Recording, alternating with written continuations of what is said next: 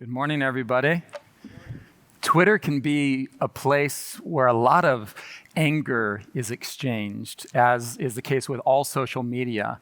But man, oh man, last week, a guy by the name of Trey Ferguson, who's a pastor somewhere in the world, I don't know where, decided to start looking at people's photos as they submit them and tell them what they do for a living with not 100% accuracy, but wow, one after another. What do I do for a living, Pastor Trey? You're a wedding planner for pets and livestock. I bite too. What does it look like I do for a living? Well, this guy, he says, you run an unlicensed alligator farm. And this lady, you're a prosecutor who reduces sentences if defendants let you redecorate their living rooms so that you can build the portfolio for your side gig.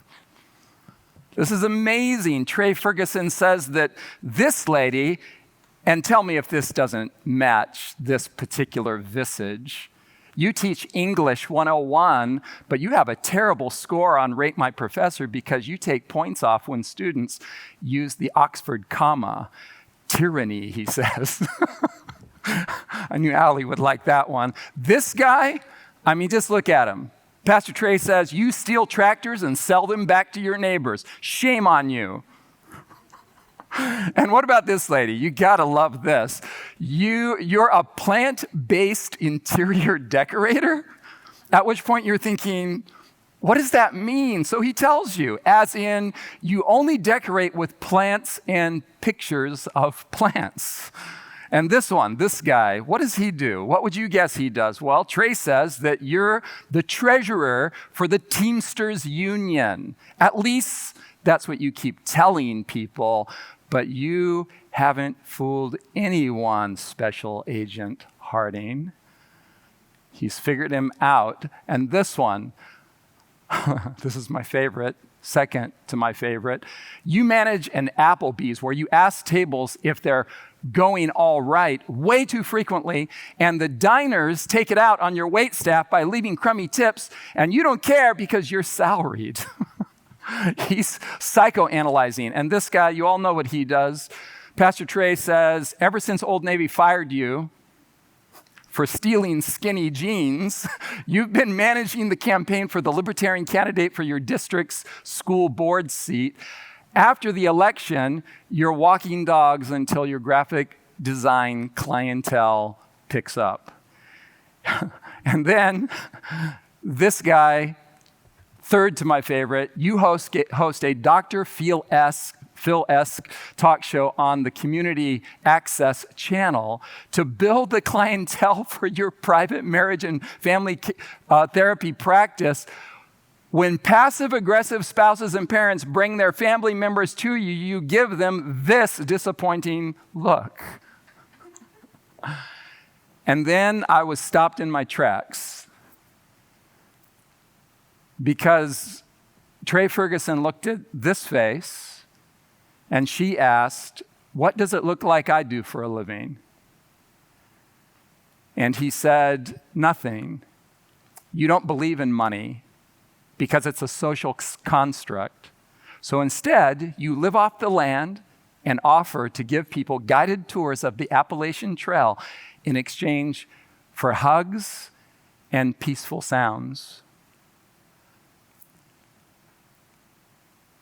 I nervously laughed at that one and then wondered what the world would look like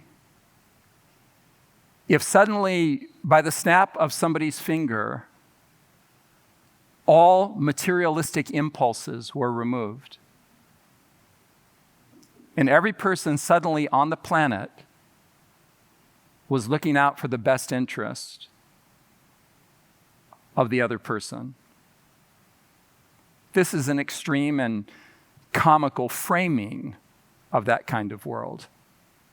But what does the world think we do, the church, worldwide, in all of its different manifestations, little congregations here and there, medium-sized congregations here and there, large mega-church congregations in some places. What does the world think we do as they look at the church? Is that a question you're willing to ask? Is that a question we want the answer to? I mean, are we eager to come under the critique of the unbelieving world? Do we want to know what automatically triggers in their minds when they think of the church, when they think of us? I want to suggest to you that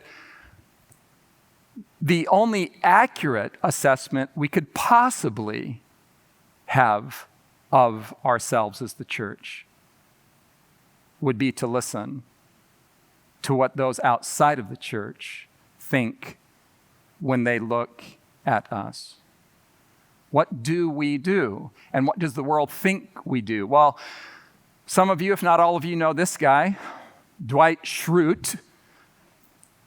He stepped out of character recently as Rainn Wilson, the actual guy he is, to tell us what he thinks when he looks at the church. The metamorphosis of Jesus Christ from humble servant of the abject poor to a symbol that stands for gun rights, prosperity theology, anti-science, limited government that neglects the destitute, and fierce nationalism is the strangest transformation in history. Fully half of that makes me uncomfortable as a free market capitalist, or what I would modify as a covenant capitalist. I believe in the Second Amendment. Some of you do as well. I don't mind if my neighbor owns a firearm. Whatever his perhaps ultra-liberal framing is of what he thinks of when he looks at the church, if you hear what the feeling is in what he's communicating, rather than immediately go into hyper self-defensive mode, you might be able to have lunch with Rainn Wilson and say, hey, could you elaborate and tell me what it looks like for you as you look on at Christianity at the church? Well, according to Rainn Wilson, if you just take away some of the issues that may make you or me a little bit uncomfortable, he's simply saying, wow. If you just read the four Gospels of Matthew, Mark, Luke, and John, you come away with a picture of a character. You come away with a picture of this historical figure named Jesus. You come away with a picture of someone who is deeply interested in what he calls here the abject poor, the destitute, the marginalized, those on the downside of power. Those who are on the outside of the system looking in. If you just read Matthew, Mark, Luke, and John objectively, you come away with the picture of a God who comes in the flesh and says, I want to be your friend, and the people he's talking to are the dregs of society. The Lord Jesus Christ literally comes into the world and surrounds himself with the people who are in the most disadvantaged positions on the planet. And he says to this ragamuffin group of tattered, torn, dysfunctional, messed up, inside out, broken, destitute people, he says, you're my church. You're the people I'm going to rock the world with. And Rainn Wilson says, wow, the metamorphosis of that Jesus, of that story into what looks like a movement of political and financial interest is the strangest transformation of a character in history. In fact, he ingeniously calls Jesus, the historic figure, a symbol now. The historic figure that was, he is suggesting, doesn't really exist anymore when the name Jesus is invoked. My favorite bumper sticker of all time that I have seen driving on American roads is the one that says, Jesus called the other day, said he wants his religion back. In that simple statement, whoever formulated the sentence that became that bumper sticker understands that the historical Jesus and the contemporary symbol that now occupies the Jesus space are two entirely different historical versus symbolic figures. Now, you can do what you want with what this particular worldling is telling us, looking in and saying, hey, I'd like to offer an opinion. You can say, well, we don't want your opinion. Or you can say, I wonder if there's even some truth to what Rainn Wilson observes or what triggers in his mind when he thinks of Christianity, when he thinks of the church. If you want to build in your mind the most distorted view of Jesus imaginable, just spend a few hours on Christian Facebook. And if you don't come away with nausea, I'll be surprised. So Jesus comes along, and the first time he uses the word church in his teaching ministry is in Matthew chapter 16, verse 18. Now there's context here. He's just told his disciples something very fascinating. He's used some symbolism. He had fed a bunch of people with loaves of bread and fish. You remember the story, right? So bread is on their minds. And now the disciples with Jesus are heading out on another ministry excursion, and people are following, and they want to eat again pretty soon, no doubt. And so the question the disciples have in their minds and in their conversation is, where are we going to get bread? Because we're going to need more bread with all these poor people that are following Jesus. We're going to need bread. And Jesus just throws something out there that is out there. They're worrying about the physical bread to feed the poor multitude that's following. And Jesus says, hey, by the way, beware of the leaven of the Pharisees. Well, you know what leaven is. Leaven is what you put in bread in order to make it rise as you bake it, or before you bake it. I don't do anything with bread. I don't know if you do it before or during. But the point is, you know what leaven is, right? Leaven is an agent that expands and takes up all the space in the substance of the dough in order to inflate it, to make it big. That's my definition. You can Google it. That's what I think is going on. So that's what leaven does. Jesus says, hey, be careful. Be warned about the leaven of the Pharisees. And the disciples, numbskulls that they often are, begin saying, what is he talking about? Are we supposed to get the bread from the Pharisees? We like the way he did it before, where he just made it, lots of it. What's the Pharisees have to? And Jesus says, no. And he explains to them. He says, no. I'm not talking about literal bread. I just used a metaphor. Would you please turn the metaphor over in your mind and try to understand what I just told you? So then they realize, the text tells us earlier, that it dawns on them. Oh, he's talking about the influence of the Pharisees. that they exert, that worms its way in to the nooks and crannies of the dough of society to infiltrate it and corrupt it. That's what he's talking about.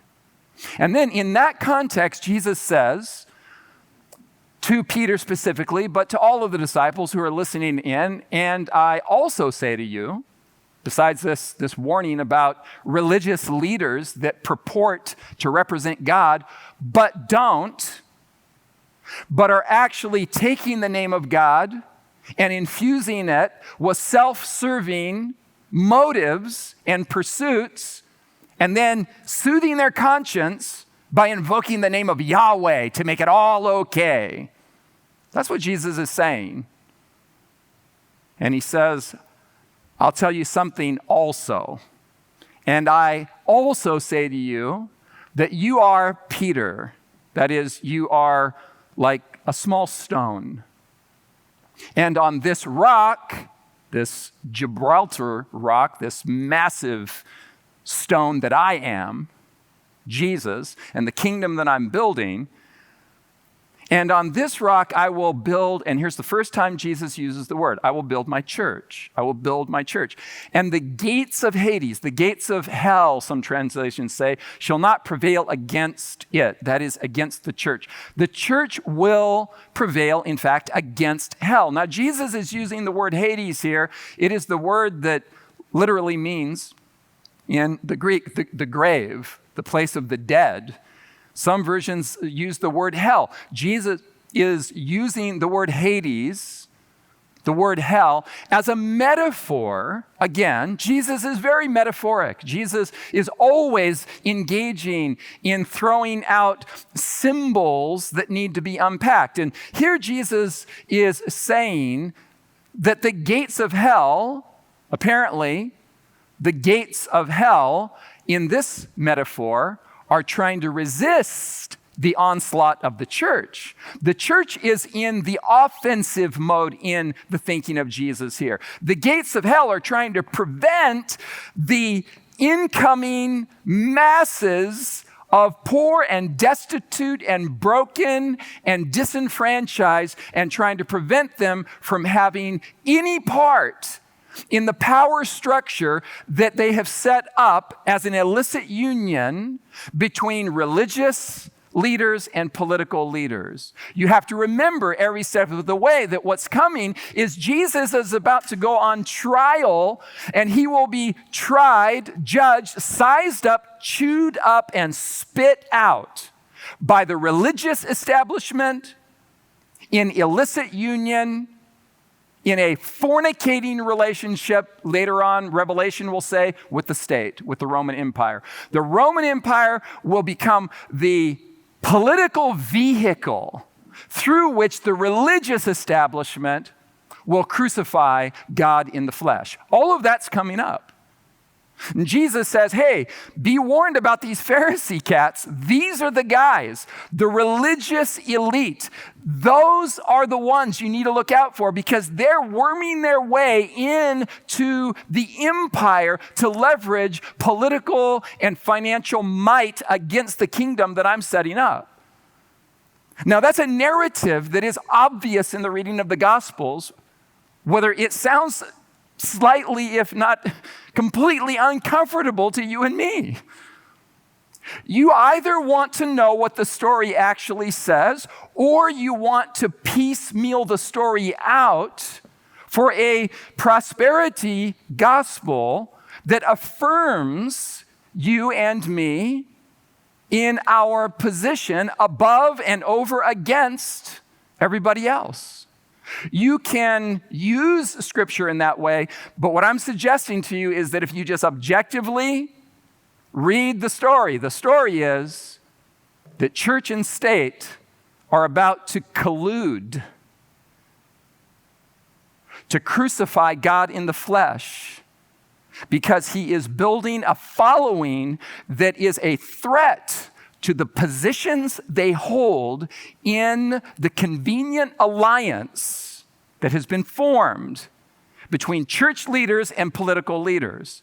That's the story, whether you want that to be the story or not. And it is the story on repeat down through history. Because if there's one thing that political leaders know, they know that human beings can be manipulated by their religious fears. And so they capitalize on the situation in order to create voting blocks. By the way, this happens on both ends of the political spectrum, habitually. And so Jesus is not here in this world to critique the right or to critique the left. Jesus is here to establish something that is so completely other than what is represented in the prevailing systems, right or left, that he completely upends the system. It topples under the weight of the glory of an ultimate alternative community called the church. So Jesus says, I'm going to build my church, and Hades won't like it. And we are coming for you, Jesus is saying. His church is being mobile. The church isn't here on the defensive as the church is coming, as the world is coming against the church. The church isn't on the defensive. The church is on the offensive, and the gates of hell will not withstand what the church of the living God is going to do on planet Earth. And what is the church of the living God going to do? Take up arms? Operate by the same principles that Jesus is himself attempting to overthrow? Well, Jesus goes on and he says, then Jesus said to his disciples, if anyone desires to come after me. Now, what's the context here? This is verse 25. The context is he just said, I'm establishing a church. Do you want to be a part of it? And it's going to be awesome. And I invite you to be a part of it. And hell itself will be threatened by our existence in the world. And so he's enlisting, he's asking, and he's saying, but if you want to follow me, if you want to be one of my pupils, one of my proteges, one of my disciples, if you want to be with me in what I'm doing, here's how it's going to operate. If anyone desires to come after me, let him deny himself, take up his cross, and follow me. Now, when he said the word cross, they all knew what it meant. He hasn't been crucified yet. They don't know he's going to be crucified. This is earlier in the story. He's using a word, though, that all of them are familiar with. As they come and go in the world in which they live, from their fishing boats to their homes, whatever their employment may be, they're very familiar with the sight of crosses on the outskirts of towns being erected, and insurrectionists and revolutionaries for whom the crosses were reserved as a peculiar, unique kind of punishment. They saw those political insurrectionists, those political criminals crucified left, right, and center. And the whole point of the Roman Empire with these crosses was to make a public display of such individuals as if to communicate, hey, if you resist this system, the Roman Empire, that's where you're going to end up. So calm down. There's evidence in the Gospels that Peter was himself a part of the revolutionary movement of dagger wearers under their garments, walking around and just conveniently stabbing Roman soldiers. Peter was a radical, and Jesus called him to be one of his disciples. And Peter himself was headed for crucifixion if he were to continue being a part of the political uprising that was challenging the authority and might of Rome. Well, Jesus was crucified, and he's saying to them, hey, if you're going to follow me, The cross is in your future. You're going to have to take up your cross. And again, he's using it here as a metaphor. You may or may not end up on a literal cross if you join my kingdom, but in your soul, in your mind, in your way of thinking, in your consciousness as a human being, you're going to have to adopt an entirely new way of thinking and feeling and relating to people if you're going to be a part of my gig. You're not going to be able to continue operating by the principles that fuel the Roman Empire or the Pharisees, beware of the leaven of the Pharisees, or the Sadducees. The Sadducees in that system being the far left and the Pharisees being the far right. And Jesus is simply saying, if you're going to be a part of what I'm doing in the world in my kingdom, you're going to have to take into your thinking and feeling and relating process a cross kind of mentality. A mentality in which you deny the impulse to advance your cause by the principles upon which the world is built. We look at this and we think, yeah, deny yourself, take up your cross. Jesus wants me to get control of my diet or dress more modestly. Get control of my Netflix binging. Deny yourself, stop eating cheese. Jesus has none of that on his radar in the narrative. Jesus is saying, if you're going to be a part of what I'm doing in the world, you're going to have to adopt an entirely different worldview that will get you in trouble with those who occupy the positions of power, both religiously and politically. Again, this is just a story. I wish that I was making this up, and I wish I didn't have to feel compelled to expound what's actually happening in the story and who Jesus is and what he stands for. Because I know it makes some of you uncomfortable. But let me say this, it makes me uncomfortable. I'm preaching to me. I'm preaching to myself. I myself am asking the question, Jesus, what does it look like to be a part of what you are doing in the world? And Jesus, what do we look like to that world? Well, then Jesus goes on and he says, for whoever desires to save his life will lose it, but whoever loses his life for my sake will find it. He's continuing his theme of being willing to lay down your life for an entirely new kind of way to be human in a world that is completely contrary to the principles that he is articulating. Now, the word church is ecclesia. Ecclesia. The word we have as church really is a horrible translation. It's of German origin and Middle English, and is a word that came to us by the pure accident that William Tyndale,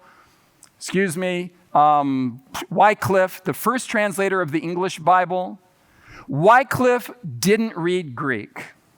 He only read Latin. And so from the Latin he translated, not from the original language, the Greek, but from the Latin he translated the first English Bible that the world had. And the best he could do was to invoke the word church from Middle English, derived from German, which is an architecture word. It's a word that describes the physical structure. Well, here we're in a barn, we're in a horse barn, but it's the physical structure on the corner of, First and Main. It's an architecture word. It's a word that describes the physical thing that you travel to and sit in. It's an unfortunate translation. Ecclesia, rather, the word that was translated in the English as church, simply means, the actual word Jesus used, ecclesia, means called out. Jesus says, I'm establishing a called out community. That's exactly what he means. And this is because Jesus is entirely Hebrew in his orientation to reality?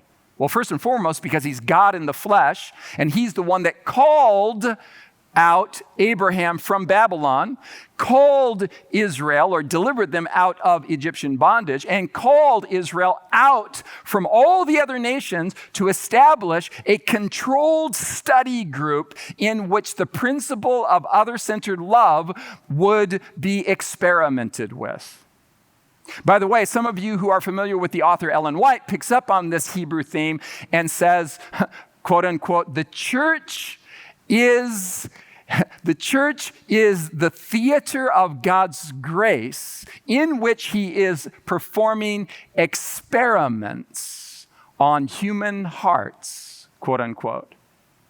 Ellen White looks on and she says, the church is an experimental lab. Let's see what happens when we love people. That's novel. That's strange. Let's see what happens if when they mess up, we forgive them. I wonder what'll happen. It's a theater of grace. It's a conclave of mercy. It's a place you come to not to be condemned for your wrongdoing, but to be immediately acquitted of all wrongdoing. It is what the Bible calls a city of refuge, where if you have committed a crime and you are running from the law, God says, come to my city and I'll protect you with grace. These are concepts and ideas of Hebrew origin, and Jesus is a Hebrew. He is himself the one who inspired the entire system of the Old Testament economy and the nation of Israel. And so Jesus is simply by saying, hey, I'm establishing a called out group. He's building on the previous narrative. This is storyline after all, so we want to know the narrative. We want to know the story. What's the rooting? What's the grounding? What's the history here? We don't want to look at verses unmoored from their actual setting.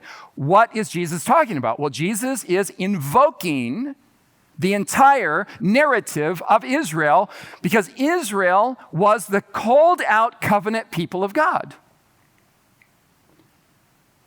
Come out, come out, come out. Come out of Babylon, Abraham.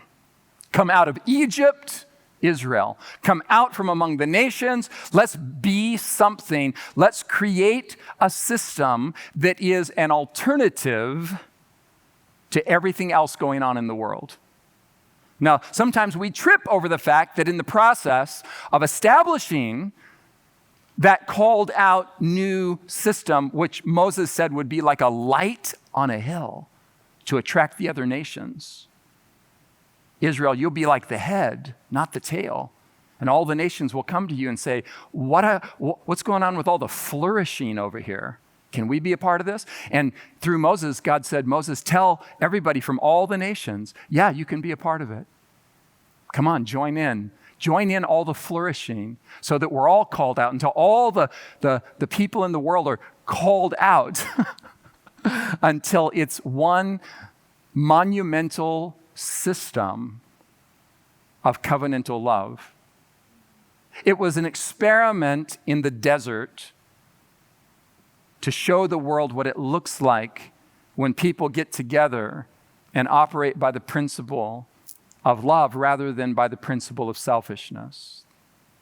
Israel was called out as the covenant people of God, and so the covenant was laid out to them. And you can read the entire Old Testament to discern what this covenant is all about. I'm going to give you the core of the matter with Leviticus 19, verses 1 and 2, and onward. The Lord spoke to Moses saying, all right, I've got my people, I've called them out. Here we are, new thing. We're going to do an experiment. Speak to all the congregation. This is corporate. Everybody in Israel, listen up. God is doing something. Speak to all the congregation of the children of Israel and say to them, you shall be holy, for I, the Lord your God, am holy. Now, right there, I think, because of our historical setting in America with its puritanical Victorian history, we think he's talking here about moral behaviors.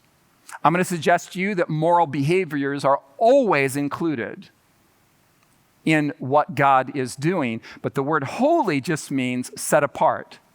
The best word for this word in our English would be different. God is simply saying, you shall be different because I'm different. You guys just let that register. Let that settle. There's a whole world around them. The Moabites and all the other ites. And there's this people called out. And God says in that context, hey, be different because I'm different. I'm different than everything you see going on in these other kinds of systems. I'm different. So you as my people, you need to be different. They operate by certain principles. No. We're going to operate by some specific principles that run against the grain of all the other systems in the world, all the other nations. The way the Egyptians do reality, nope, we're not doing reality the way they do it. The way the Moabites do life, nope, we're not doing life the way they do life. We're going to do life a different way. You're my called out covenant people. Now watch this. Be holy, I'm holy. And then he starts listing the kinds of things that distinguish. And then get this, verse 18. You shall not take vengeance, nor bear any grudge against the children of your people, your fellow Israelites. Watch this. But you shall love your neighbor as yourself. I am the Lord. What does he say repeatedly through the chapter? I am the, do this, don't do that. I am the Lord. This is the way we're doing life. I am the Lord. Why is he saying that? Because of verses 1 and 2. I'm different. The way the world operates is by vengeance and grudge holding. The way the world operates is that you return to your enemy what they've dealt out to you. And God says, nope, if you're going to be a part of my system, we're doing away with vengeance and grudge holding. Wow. This is pretty different, isn't it? Than anything that any group of people have ever brought in to action as a system. I am the Lord. That's verse 18. Look at verse 33. That was, hey, this is how you treat your fellow Israelite, right? But watch this, verse 33. And if a stranger, a non-Israelite, a Gentile, and if a stranger dwells with you in your land, you shall not mistreat him. Don't do it. I know that's the norm. That's how all the other nations operate. You don't act like them. Watch this, verse 34. The stranger who dwells among you shall be to you as one born among you. And you shall love him as yourself. For you were strangers in the land of Egypt. I am the Lord, your God. I'm different. I do things differently. You're not going to easily and quickly wrap your minds around what I'm telling you because it's the only way you know to exact vengeance and to hold grudges and to favor only those in your inner circle and forget everybody else, every man for himself. Nope. Not my covenant people. And then verse 35, you shall do no injustice in judgment. Now, what does he mean by that? No injustice in judgment. In measurement of length, weight, or volume. What is this describing? Think it through. This is the economy. He's saying, I'm establishing a different economic system. And my economic system is going to be based on just, honest judgment in measurement of length and weight and volume. You shall be honest. You shall have honest scales. When you're weighing out your lentils to sell to whoever, you are to have honest scales, honest weights, an honest ephah, an honest hin, like quart, gallon. I am the Lord your God, who brought you out of the land of Egypt. And again, he's repetitively saying, hey, I am the Lord. Remember what I told you in verses 1 and 2? I am the Lord. I'm holy. I'm different. So you're going to do things differently if you're a part of my covenant people. So let's expand our definition of Israel like this. Israel is the called out covenant people who are in agreement with God. That's what the word covenant means at the most basic level. A covenant is an agreement between two or more parties. Yep. I see it that way. Do you see it that way? Yep, I see it that way. Okay, we're in business together. That's a covenant. Israel is the called out covenant people who are in agreement with God regarding how the world ought to operate. And the word covenant is the word that entails the totality of that system in all directions, in your dealings with everyone, whoever they may be. And Jesus comes along and he expands what Moses is saying here to add something. Do you know what he adds? Moses said, love your neighbor, your fellow Israelite, as yourself. Moses said, yep, and even the stranger, the Gentile, love the foreigner who is among you as yourself. And Jesus went a monumental step further, the spirit of which is in Moses and the prophets. But Jesus explicitly said, and I'm telling you, Jesus explains, love your enemies. Forgive them. Let them off the hook. And in his context, he's talking to his disciples and his followers specifically about that monolithic Roman Empire around them that is oppressing them every waking moment. Jesus is literally in the immediate context saying, treat the Roman soldiers well. They're not treating you well. That's beside the point. You're my people. We're going to do life differently. Love, yes, your neighbor as yourself, but even love your enemy. So think about it like this. Israel was called out. This is the biblical narrative. This is the storyline. Israel was called out from one way of being into another way of being. Israel was not called out of one building on the corner of First and Main into another building out on Jasper Lowell Highway called a horse barn. He's not calling his people out of one physical architectural structure to another one. The physical architectural structure is entirely beside the point and literally has nothing to do with being the church. So Jesus is calling his people to a covenant way of interacting versus a conflict way of relating with people.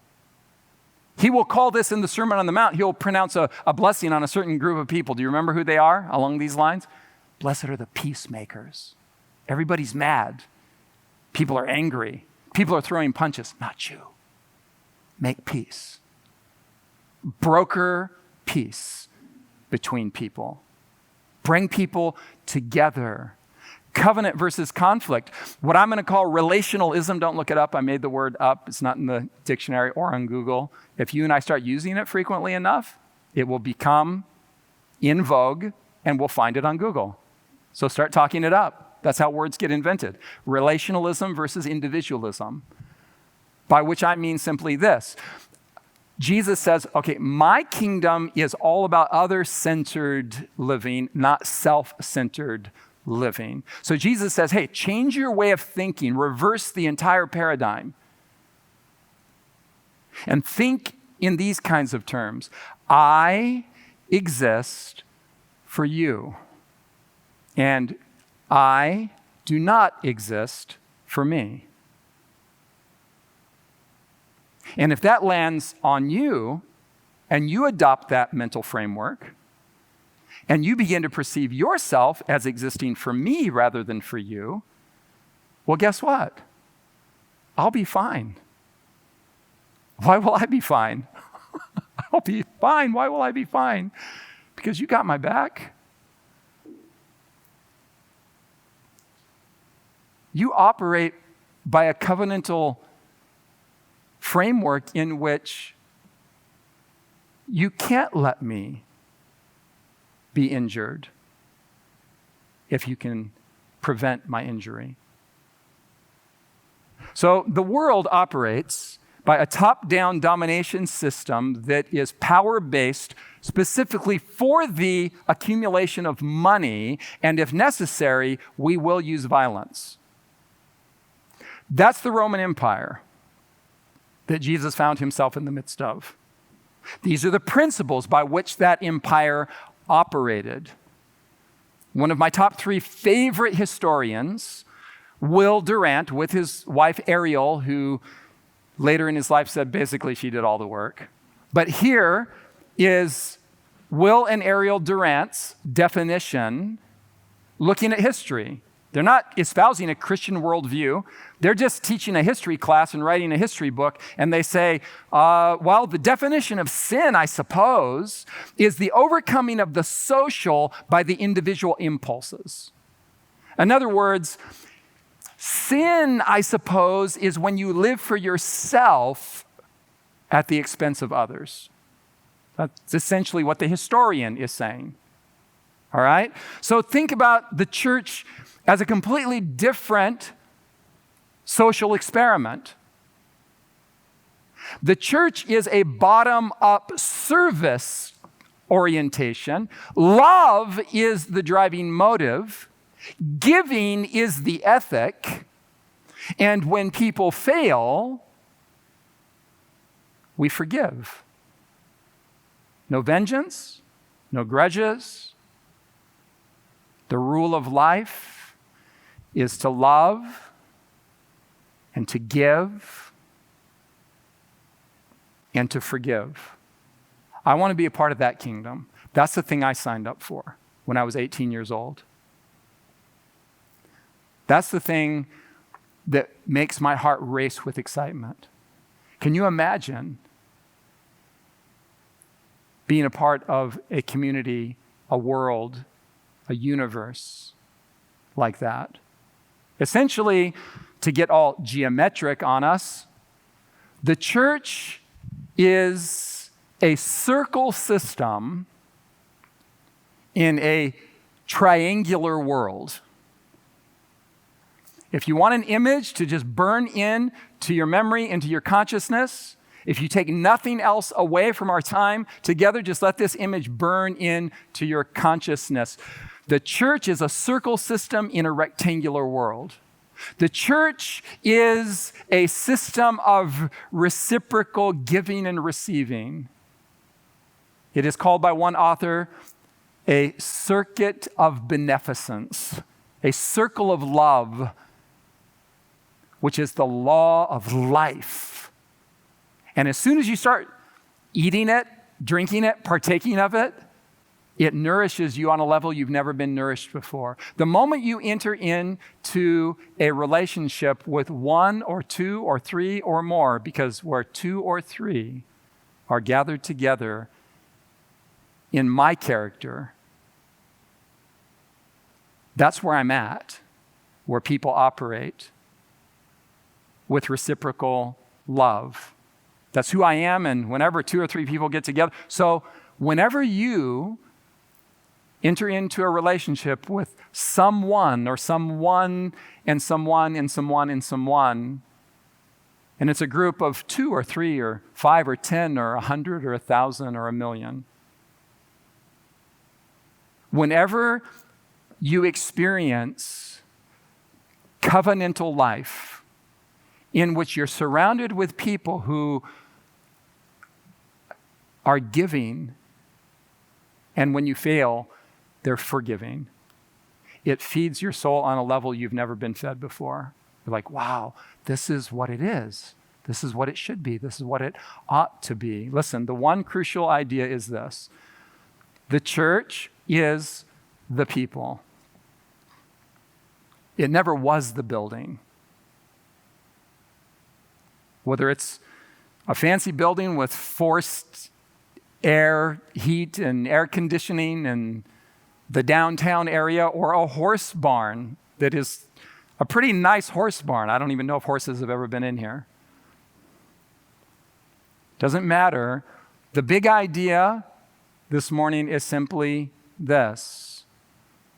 The church is the people, not the building.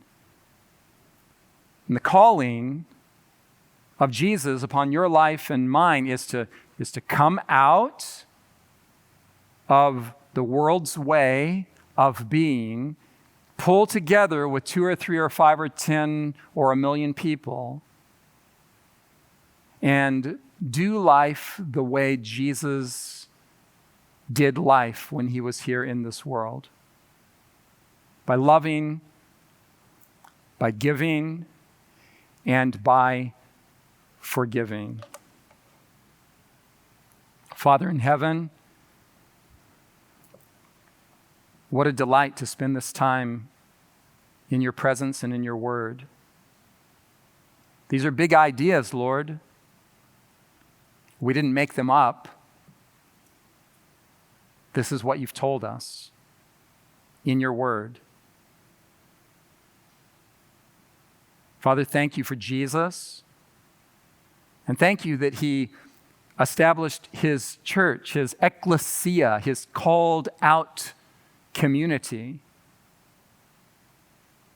to live out in real time on the stage of history before the onlooking world what it looks like to love like you love.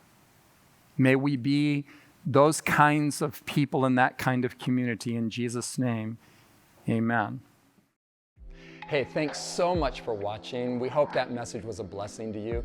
God's word is powerful. It penetrates into our minds, into our hearts, brings about transformation in every aspect of our lives. Listen, we don't want you to miss any content. So again, we want to encourage you to click on subscribe and track with the content that's going to be coming out week after week. And if you'd like to partner with us in this global ministry of taking the gospel of Christ to the whole world, we want to invite you to become a partner in this ministry. Click Give and join with us.